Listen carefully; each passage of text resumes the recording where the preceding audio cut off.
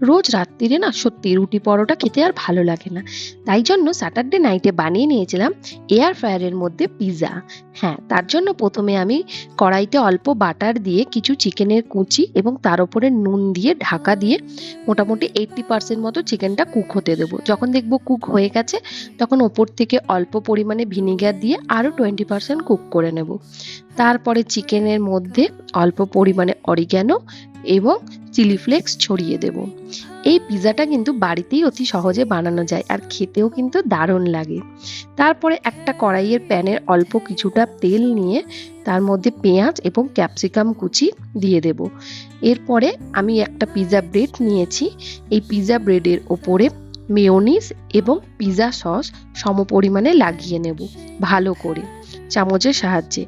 তারপরে একে একে আমি ক্যাপসিকাম, পেঁয়াজ, চিকেনের টুকরো, টমেটোর টুকরো এই সমস্ত কিছু দেওয়ার পরে অরিগ্যানো, চিলি ফ্লেক্সও ছড়িয়ে দেব এবং ওপর থেকে আমি অনেকটা পরিমাণে চিজ দিয়ে দেবো।